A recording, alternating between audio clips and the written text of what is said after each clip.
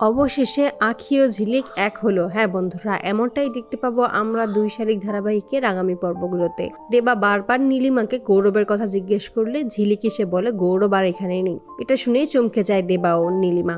ঝিলিক তখন বলে গৌরব বিদেশে চলে গেছে, ওর খুব দরকারি একটা কাজ রয়েছে তাই।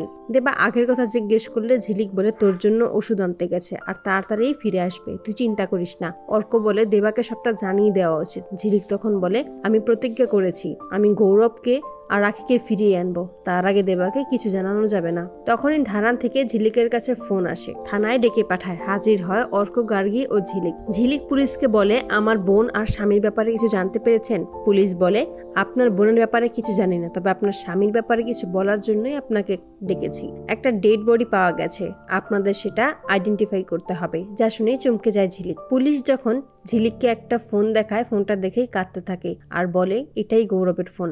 বডি দেখে ঝিলিক বলে এটা গৌরবের বডি নয়। অর্ক তখন বলে আমি আইডেন্টিফাই করছি, এটাই আমার ভাই গৌরবের বডি। ঝিলিক বোঝানোর চেষ্টা করে এটা গৌরবের বডি নয়। পুলিশ এসব তর্ক শুনিয়ে বলতে থাকে বেশ, আপনাদের যদি এতই ঝামেলা হয় তাহলে এই বডির ডিএনএ টেস্ট করাবো। ঝিলিক বলে আমার মন বলছে আমার গৌরব বেঁচে আছে। অন্যদিকে একই রাস্তা দিয়ে আঁখি ও ঝিলিক যায়, কিন্তু কেউ কাউকে দেখতে পায় না। ঝিলিক গৌরবের ফোন থেকে জানতে পারে একজন লোক গৌরবকে অনেকবার ফোন করেছিল আর লাস্ট একবার কথাও হয়েছিল, সেটা ব্লাস্ট হওয়ার আগেই। সেই নাম্বার থেকে জানতে পারে সেটা মিস্টার লাহিড়ির নাম্বার। সেখানে গিয়ে বলে আপনি আমার বোন আর স্বামীকে নিশ্চয়ই কিছু করেছেন, সত্যি করে বলুন ওদের কোথায় আপনি আটকে রেখেছেন। বারবার জিজ্ঞেস করে লাহিড়ি কিছুই বলতে চায় না। ঝিলিক তখন লাহিড়িকে মারতে যাবে, তখনই গার্গী ও অর্ক আটকে দেয়। মিস্টার লাহিড়ি তখন বলে পিয়ারকে 50 লক্ষ টাকা ধার করেছিল, এই ধার পরিশোধ করা হয়নি, তাই তারা কোর্টে মামলা করবে। এটার জন্যই আমি গৌরবকে কল করেছিলাম। অন্যদিকে আঁখি রাস্তায় সকলকে ম্যাজিক দেখাতে থাকে। অনিমেষ রায় ঝিলিককে ফোন করে বলে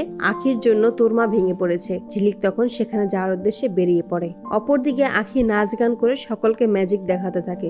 আঁখি যেখানে ম্যাজিক দেখায় তার পাশ দিয়ে ঝিলিক যায়। হঠাৎ করেই সেদিকে লক্ষ্য করে আঁখিকে দেখতে পায়। তো বন্ধুরা, তোমাদের কি মনে হয় আঁখির কি সকল স্মৃতি মনে পড়ে যাবে? আবারও কি দুই বোন এক হতে পারবে? কমেন্টে জানাও। আর নিয়মিত আপডেট পেতে আমাদের চ্যানেলটি এক্ষুনি সাবস্ক্রাইব করে পাশে থাকো। ধন্যবাদ।